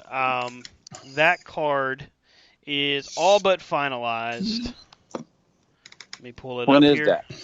That is next Saturday. This Saturday, March 5th. I'm sorry. Yeah. Sunday, March 5th. Or whenever. This coming Sunday, March 5th. This weekend. Right. And here is the card. We got Ricky Starks versus Chris Jericho in a match where the Jericho Appreciation Society has been banned from ringside. Honestly, I didn't really understand the build-up towards this match at first, and then I really liked when Starks was really going into this segment, like, you know what? Jericho's obviously not going to take me on, so I'm moving on. And he kind of snakes his way into the match with Jericho, knowing he would do what he's going to do. Wait. Let's rewind this just a minute. Nope, you're not allowed. Like, Ricky Starks has been feuding with the Jericho Appreciation Society for a month or two? Yeah, maybe longer, maybe plural. Yeah. Like, how do you not understand the buildup? I mean, because they had already done it. Like, you'd already had Action Andretti and Starks. They'd already lost, right? It was already done. It seemed like it was kind of a footnote. Wait. But hasn't Ricky just been fighting JAS the last few weeks? Help me out here, Rob. Help me out here. I mean, he's been fighting him ever since he left him. Or he left, he was never in the JAS. Well, what I'm saying is it's the first thing, kind of the first feud he's been having, and it's been going on he's working his way through the different tiers of the JAS, and now he's at Jericho. Yeah. I mean, honestly, go back, 2 weeks or whatever it was when Jericho was in the crowd with the mask and gave him the Judas effect that cost him the title. Or not the title, but cost him the shot at Jericho. Remember that? Yep. I will say this. The dedication Jericho, the commitment he had to that is awesome because he sat in the crowd for at least 15 minutes until that segment actually started. Mm-hmm. That's pretty cool. I mean, you should have known then that this was going to turn into a Revolution match. Yeah. This was going to be a pay-per-view. At that moment, you should have been, this is going pay-per-view. Because the whole point of that whole gauntlet was to get at Jericho. And then, of course, Ricky loses, but then he turns around and fights Garcia. Which then leads us to the segment. Are we still headed towards Garcia breaking away from Jericho? Have they just pushed that off so they can make room for other things? Who knows? I mean, they're dealing with Ricky Starks right now, so. Yeah. Who knows? Maybe it happens at Revolution. Maybe Garcia comes out and costs Jericho the match. Who knows? Right? That's the joy of AEW. Sometimes you can never Never tell what's happening. Is that your official prediction, or are you saying that that's where this No, goes? I'm just saying. Who knows? He may never leave. Who knows? Who cares? It's. I mean, you brought it up. I'm not worried about him leaving. What's your thought on it? On which part? Garcia leaving. Yeah, I think they're pushing it off. I feel like they're stretching this one out till they can get Jericho clear of a few feuds that are building other people. Starks benefits more from this feud right now than Garcia will. Garcia's kind of already a star anyway. I feel like he's kind of But already Ricky's solidified not. himself. I feel like they're But just Ricky trying to not? do this to kind of put Ricky further up the card. Mm. Have him beat Garcia, Jericho, and there you go. I thought Garcia was more on ROH anyway. I thought that as well. I thought they were going to put him over on ROH, but he does kind of make sense with AEW. I mean, he could be either way, I guess.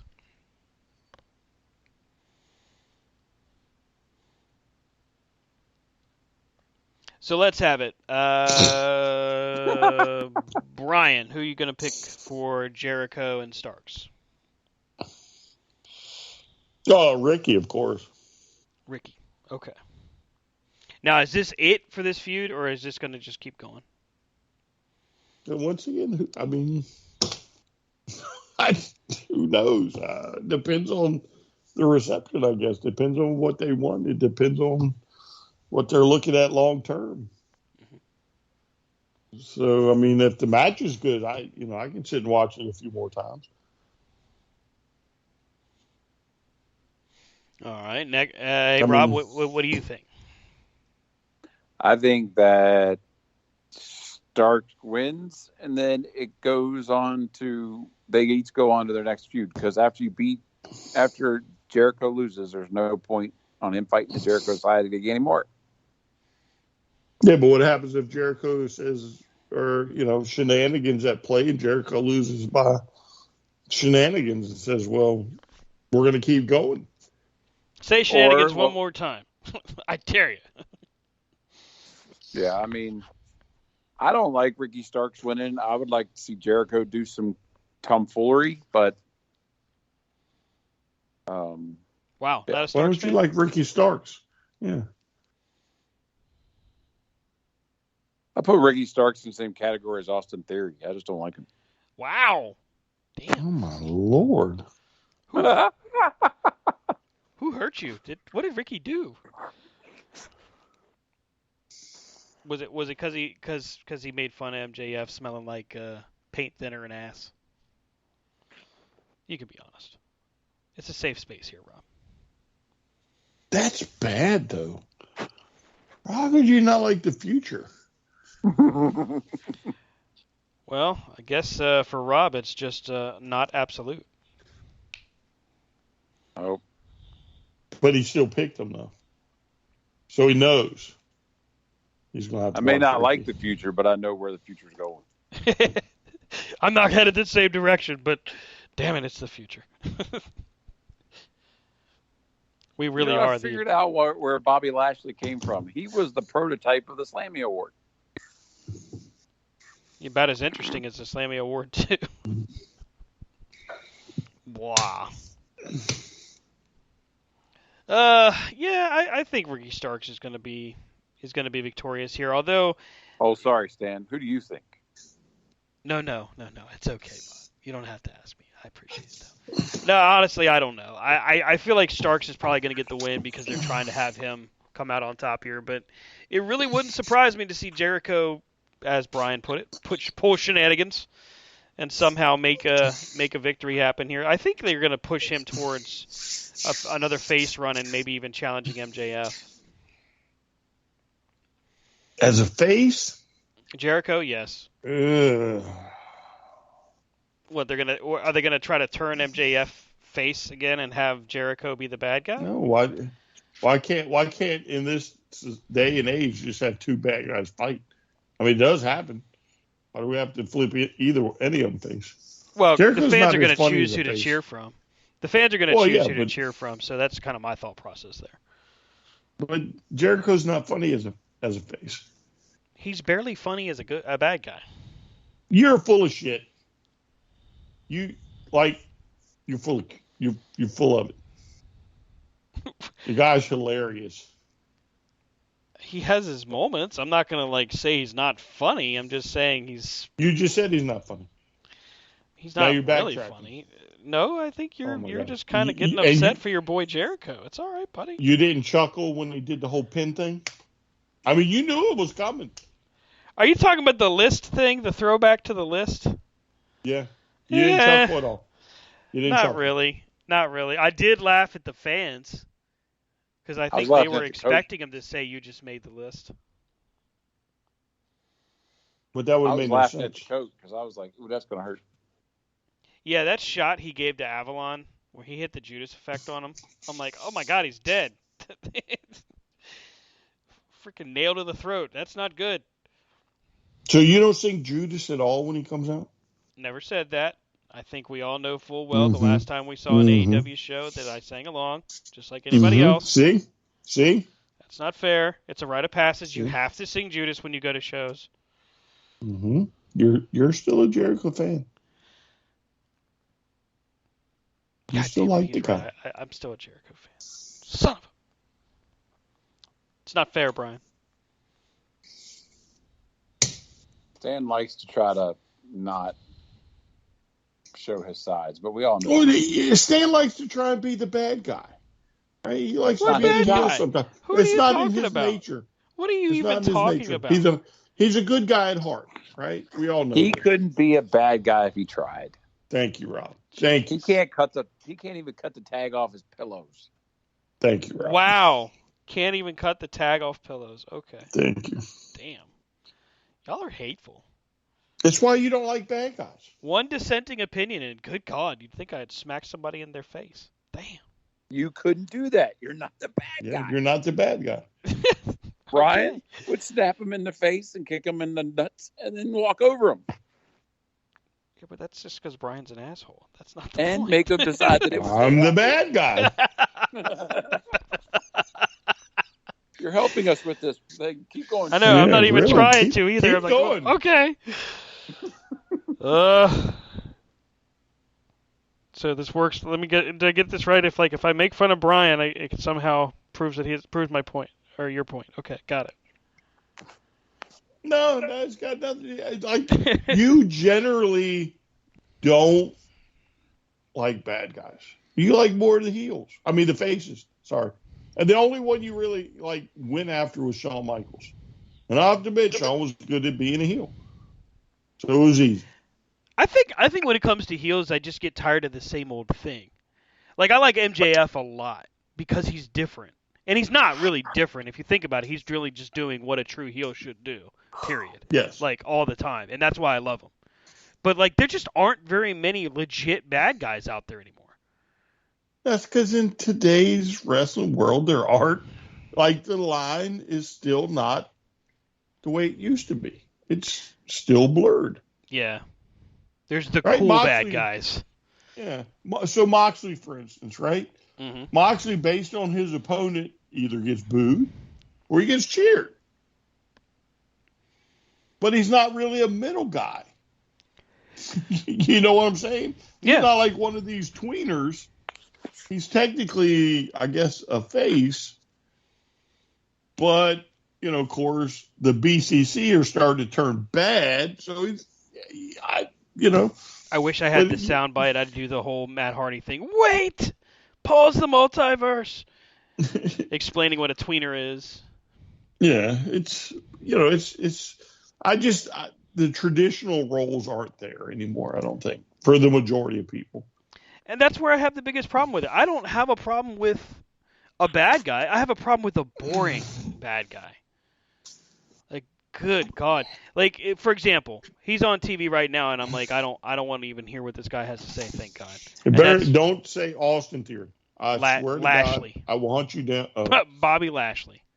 I'm not saying he's not a good wrestler. I'm not saying he doesn't perform at a high level.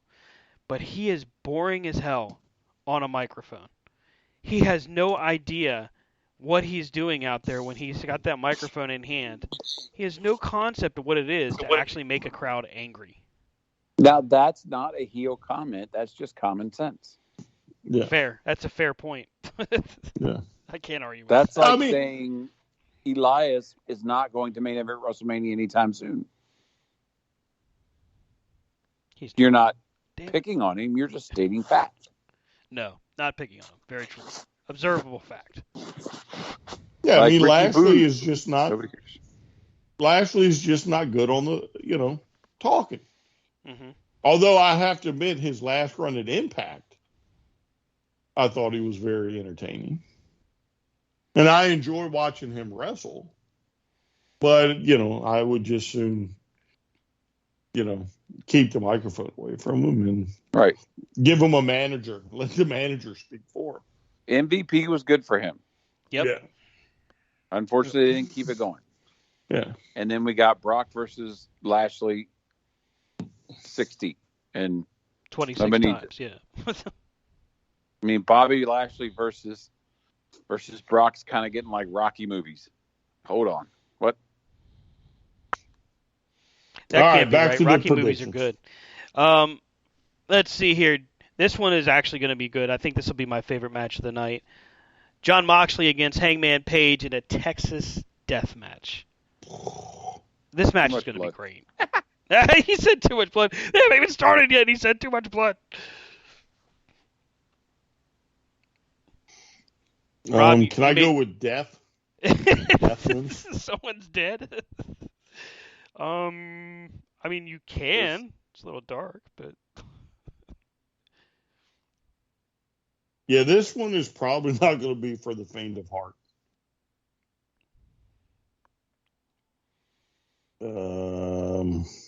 I'm sure Paige will win, but he gonna work for it. Yeah, I mean, this is supposed to be, Mox didn't get a chance to go on vacation. The whole thing with Punk happened, and they said, "Hey, we still need you. Come on back." And so he comes back and starts working more dates and starts doing more. Pulls the title, in fact, and now we're looking at potentially him finally getting his time off. I mean, Brian says he thinks it's going to be Paige, but he's going to have to earn it. Rob, I mean, what do you think of this match? I think this match is going to be sponsored by the American Red Cross. Do they check their blood types first and just put a bucket on the outside? They're just going to put tubes they're going to put tubes in the ring to kind of collect as much as they can. It's going to be Hangman Page, and Mox is going to get the send off and the time off. It's going to close the chapter of this, and then he's going to be able to, go off and have a little break. I mean, he's got to be the MVP for AEW as far as like working his way through all of this post all out stuff. Don't forget your muscle man. Huh? You don't think Bryan Danielson? Well, I mean, I look at it from the perspective. I think MVP's got to go to Mox. I mean, look at everything he's been able to do while he was supposed to be on vacation. That's it. All right. He bleeds. Well, listen, Bully Ray. Sometimes bleeding happens in fights, okay? Stan, you're still the good guy. Don't try. I'm not trying to be the bad guy or good guy. I'm just making a point. Michael Cole, know your role. All right. You didn't just do that. The part of Rob Hefner will now be played by an inanimate object. Click. Jerk. Call me Michael. The rest Cole. of the fans are like, "What's new?" Ouch. Damn. Rob, he'll turn on himself. My God, he's broken in half. Okay. TNT Championship on the line as Samoa Joe defends against Wardlow. I don't know where I lean on this match. I don't think it's wise to have this match go too long. That's my first thought. I'd like to see it maybe less than 10 minutes. And I don't know. I guess Wardlow's going to win. I know that sounds like kind of a half-ass pick, but I'm not really sure what their goal here is, and I don't know. I don't know. I just don't know what to expect out of this. Brian, make it make sense, Brian.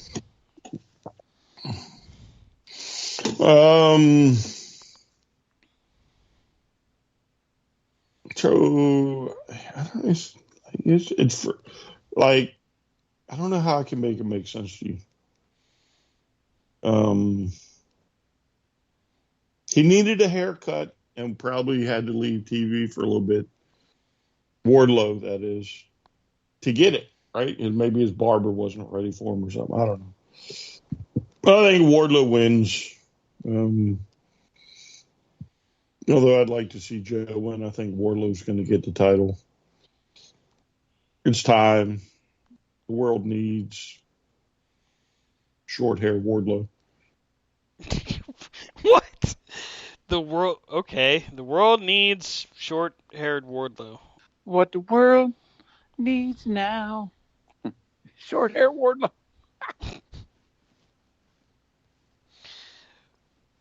Okay, Rob. He tried to help it make sense. Can you help me? It's going to be Joe. Guess that's a no. Okay, he says Joe. Okay, all right.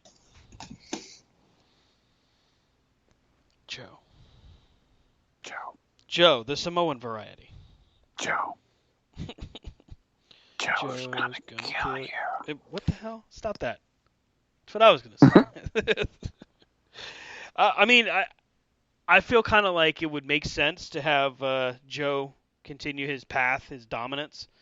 That makes it a bigger deal when the title finally does change hands. But at the same time, if you do that, you end up having to find a role for Wardlow. And if you don't put that title on Wardlow, I feel like all that momentum will be built up with his MJF feud, and to have Samoa Joe kind of, I guess you could say, stretcher him out, even though it wasn't really, wouldn't make a whole lot of sense. It's an interesting position because Ring of Honor just started doing their TV tapings. Obviously, Joe's going to be highlighted and spotlighted through that, but it feels like Tony Khan really likes, excuse me, I have the hiccups all of a sudden, really likes Samoa Joe and wants to keep him on AEW TV. I'm going back and forth, and I don't mean to, but yeah, somebody's going to win. And that is why you play the middle of the road. That's right. He got to pick. I'll say Wardlow. Just, I don't know. To me, this is one of those title matches where I was like, all right, I kind of get it, but kind of don't. Okay. Because I'm kind of like in the middle. I feel like Samoa Joe would have a better run, more interesting run than watching Wardlow defend again. Although I don't know what their next plan is, and that was going to be my next question: is the AEW TNT title, is it changing hands too much, or is it just right for you guys? It's a TV title. Yep. So, like, it's not even like an intercontinental title. Very true. It's a TV title. Now, I won't say there's not importance on it. I won't say there's not prestige behind it, whatever. But it's a TV title. Mm-hmm. That's kind of what it's made to do. If it passes hands 20 times, it passes hands 20 times. I mean, that's kind of what that title is supposed to do. It's going to showcase who, it's going to give you an opportunity to showcase somebody on TV. Like a Darby Allin or, AR Fox or, whoever. But that's what that title is supposed to do. It's not supposed to be up there in the same breath as your world title. It'd be one thing if it was treated like the NWA TV title, but it's not. It's the low rung. And if it changes hands, it changes hands. Rob, same question.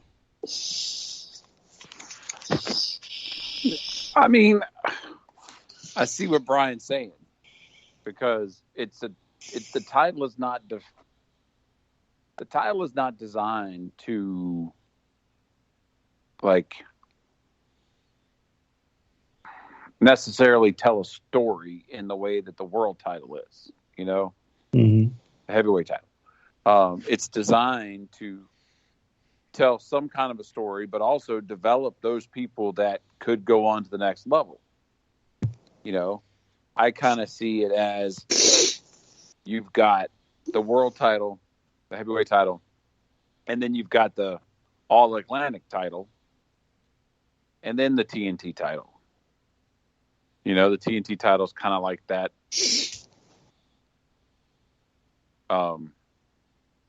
So it's like Brian said, it's a TV title. It's designed to change hands depending on who your up and comer guy is to see if they can make a shot of it.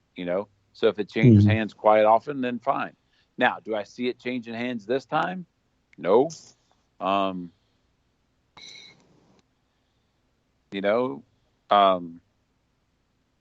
think they kind of felt I think they kind of learned their lesson from the Sammy Guevara Cody Rhodes thing. They kept flipping it back and forth, but it's kind of the fun of that title though, because at any given moment they could say, yes, you're dropping it tonight. And it doesn't have to make sense. Right. I bet you if you go back and look at like, Wikipedia or some of these sites where you can track, they'll give you like win, loss, who won it, who lost it. Mm-hmm. I bet you a TV title probably changes more times than any other title in a promotion. Because, again, it's designed to showcase an up-and-comer. Although Joe doesn't really need it. But sometimes they do, a big name will get a hold of it and have a stranglehold on it for a while. But it's designed for Orange Cassidy and Darby Allin and AR Fox and, these types of people to see if they can get a glimmer of the spotlight and see how the crowd's going to react to them. Who do you think becomes the next TNT champion after Joe or Wardlow? Ricky Starks. That's possible. I was gonna say you might be onto something with that one. That's actually not a bad thought. Mm-mm. I mean, if you're talking about titles, I think you look at AEW. I think one title that we got to talk about is the All Atlantic title. Like they gave it to Orange Cassidy, and there's yet to be built of many of too big of a storyline to go along with it. You know what I mean?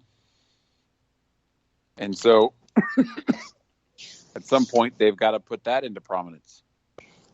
I feel like the title itself is putting itself into prominence. I mean, he's had some amazing matches defending that title. I feel like sometimes when they put the title on him, like they were like, we'll see what happens this week or next week. We'll take it off of him whenever. And now that he's had it, it's like, well, damn, we kind of have to keep it on him because Orange Cassidy's done tremendous with that. Well, I mean, he's done a lot better than Booger or Bastard or whatever his name is. Booger. You mean Bastion Booger? That's funny. I don't care who you are. All right, what's next? Because we got 5 minutes to cover the rest. Trios Championship, House of Black and the Elite. Brian, you're first. I'm going to let you go first. You're first, Dan. I was going to say the same thing, Brian. I think we're going to get a shock here. I think House of Black wins.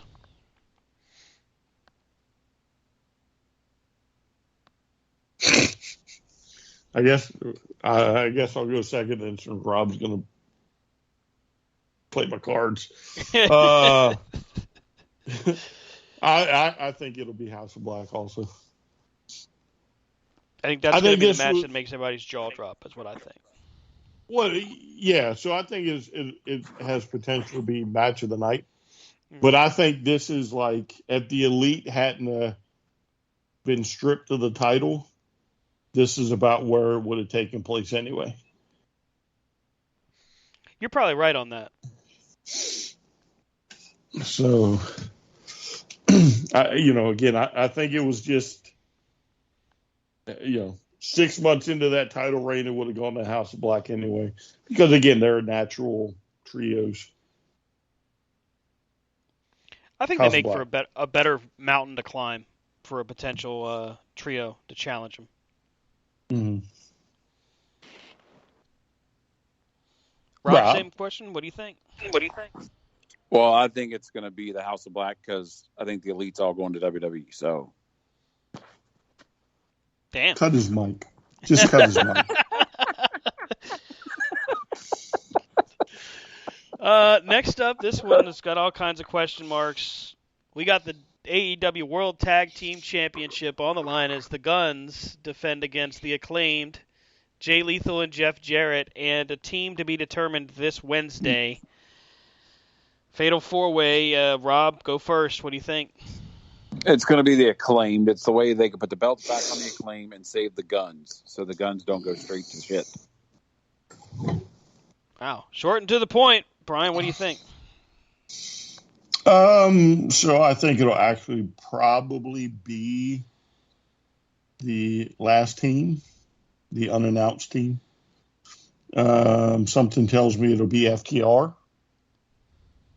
And they'll win the match, but not get the titles somehow. And it'll set up with the Guns and FTR for the next pay-per-view. Interesting. Okay. I do agree it's going to be FTR, and I think they actually do win the titles. Interesting, though. I kind of like your idea. I'm curious how they would pull that off. Like a double pin or something. You know what I'm saying? We haven't seen a good one of those in a while. Yeah. Austin pins one and Dax pins whatever the other guy. Cole. Yeah. So, something like that, well timed to where the 3 count hits for both or something. Yeah, I like that idea. If they weren't planning on doing it before, I'd really like it if they did that. That would be really cool. Triple threat for the women's championship. It's going to be Ruby Soho, Saraya, and Jamie Hayter.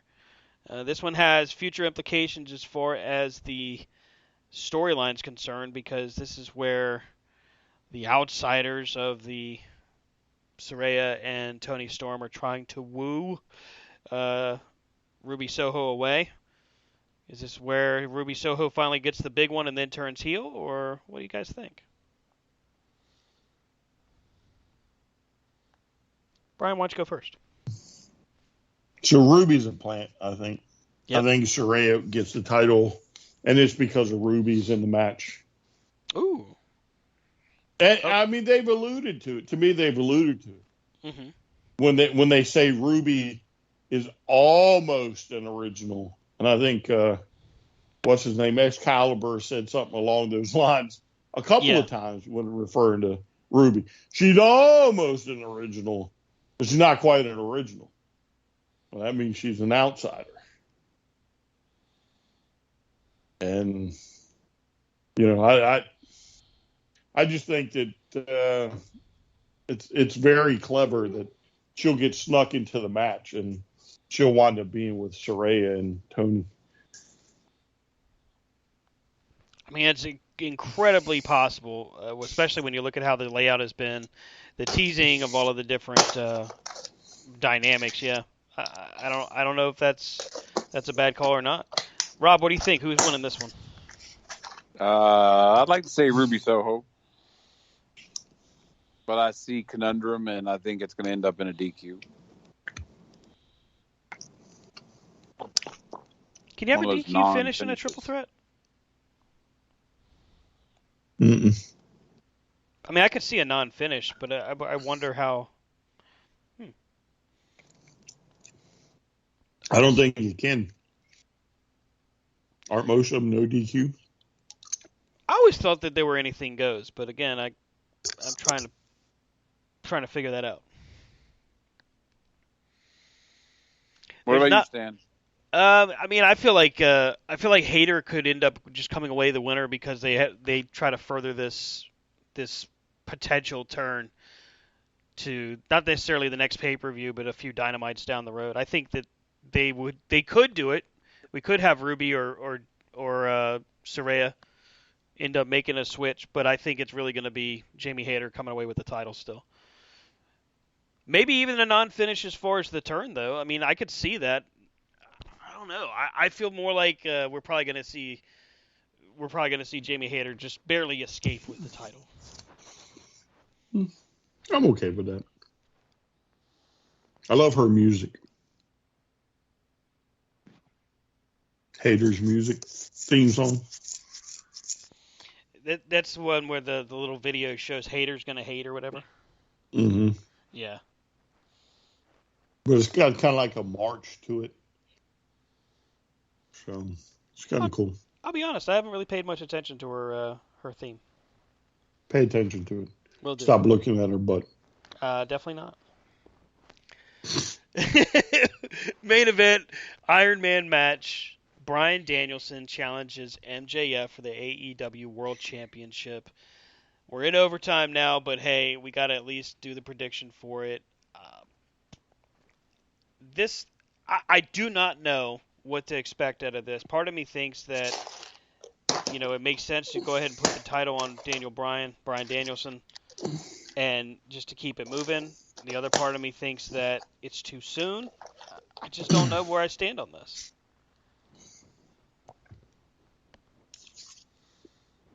Let's see. Brian helped me make sense before, so Rob, you go first. Just the way they built it up, they've done a masterful job of having Bryan Danielson being the one who has to prove himself. Mm-hmm. That MJF gets just to play the heel and the nope, just like he did with others. Oh, you're not there yet. Oh, I'm going to get you. I'm going to get you and this and that. And so I feel like, albeit maybe brief, it's going to be Danielson for the win. And we'll close out our predictions with Brian. I'm not answering it. This one literally is going to rip the heart out of me. Really? Mm-hmm. You're that interested in this matchup, can't pick a winner. Well, so I could pick one. However, there's nobody that can dispute that Bryan Danielson's not running on like the craziest fucking pace you've ever seen. For a guy that's supposed to have back problems and head problems, you know what I'm saying? Mm-hmm. Mm-hmm. He's got to be the best on the planet right now. And the natural thought would be for him to win. Right? But again, I do kind of agree that I think it's too soon to take it off MJF. What a good problem to have, by the way. Two great candidates for champ. I mean, WWE right now, you've got one possible person that can beat Roman right now, and that's it. And if he doesn't, then what in the holy hell are you going to do? But literally, after Danielson, if MJF comes away as champion, you got Adam Cole. You've got, anytime you want, you could have Miro. Like, if you booked it. I mean, there's a line of contenders that make sense. It's just crazy. Mm-hmm. Well, I mean, if they are able to pull off an Iron Man match to a caliber in my brain that I think it should be pulled off at, then there will be no disputing that MJF deserves to hold the title. Yep. Or vice versa. But the question is, who comes next? And I can only hope that when the dust is settled, whoever wins or loses gets to hear Cult of Personality to end the show.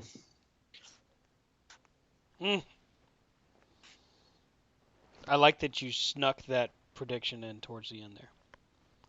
That's well done. That's well timed. Well, I mean, think about it. He was at the show, the New Japan show. Kenta is taking shots at him. He's back in the weight room and showing us videos that stuff where he's never done it before. He's still going on other programs, and they're like, look, I don't know where you're getting off calling this guy cancer. This guy's the best. You know what I mean? Right. He's great over here. So it has to be building for something, right? We all know we had fun with MJF and CM Punk the first couple go rounds. Mm-hmm. Well, let's give the people what they want. That's right. Well, that's going to do it for us for this edition of Corner to Corner. We've got a lot of cool predictions here. Revolution is this weekend. Of course, next week we'll be here with our review and talking about anything that's newsworthy. Hey, catch up with your boys on the Twitter bot at Rob Hefner C2C for Rob, at Vlad Dragul C2C for Brian, at Stan Grubb for me, and at C2C Radio Show for the show, and that's c2cradioshow.com. For all your updates, you can even check out the archive and listen to any of our shows, and I mean any, dating all the way back to the beginning. We've got an entire library there for you if you're ever wondering what did we think of it and why. Thanks again for listening, and we will catch you next time right here on Corner to Corner. Have a great night and a good week.